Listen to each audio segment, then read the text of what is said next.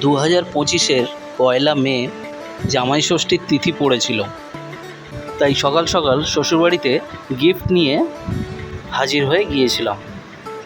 শুরু হয়ে গেল জামাই ষষ্ঠী পর্ব। থালা ভরা বিভিন্ন ধরনের ছিল ফল আর প্লেট ভরা ছিল মিষ্টি। সকাল থেকে উঠেই জামাই ষষ্ঠীর তোড়জোড় শুরু করে দিয়েছিল। জামাই ষষ্ঠীর দিন প্রত্যেক শাশুড়ির একটু করে চাপ থাকেই। ধান দুব্ব, প্রদীপ, ধূপ এবং বাটা চন্দন সবই রেডি করা ছিল। আর ব্রেকফাস্টের জন্য ছিল লুচি, ছোলার ডাল আর জিলাপি। সঙ্গে ছিল কাঁঠাল এবং মিষ্টি দই ও টক দই। অন্যবারের মতো এবারেও গোটা কাঁঠাল কিন্তু বাদ যায়নি। ধূপ মোমবাতি জ্বালানো রেডি।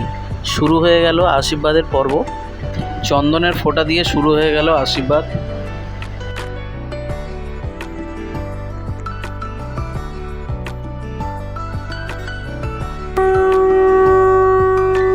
তারপরে নিয়ম অনুযায়ী ফল এবং সঙ্গে গোটা কাঁঠাল আমাকে গিফট করা হলো। এবার যেহেতু দইটা শুভ, তাই দই আমাকে খাইয়ে দিল। আমি যে গিফটগুলো এনেছিলাম সেটা শাশুড়ি মাকে দিলাম এবং আমাকে আশীর্বাদ স্বরূপ কিছু টাকা উনি আমাকে দিলেন। শ্বশুরবাড়ির আরেকটি বাচ্চা আছে যার নাম ভূতু, সেও আমার পাশে এসে বসলো আশীর্বাদ নেবে বলে। তাই তার কপালেও চন্দনের ফোঁটা দিয়ে আশীর্বাদ করা হলো। সেও বুঝে উঠতে পারছিল না ব্যাপারটা কি হচ্ছে। তারপর ধান দুব্য দিয়েও তাকে আশীর্বাদ করা হলো। তারপর সে শান্ত হলো। বাড়ির সমস্ত অনুষ্ঠানে ওকে সামিল না করা পর্যন্ত ও কাউকে শান্তিতে থাকতে দেয় না। এখন সকালের খাওয়া দাওয়া পর্ব শেষ করে দুপুরের খাওয়া দাওয়ার পর্ব শুরু হয়ে গেল। ভোরবেলা মাছের কাঁটা থেকে নিয়ে চলে আসা হয়েছিল বড় বড় দুটি ইলিশ মাছ, আর সাথে ছিল রুই মাছ, আর ছিল রেয়াজি খাসির মাংস।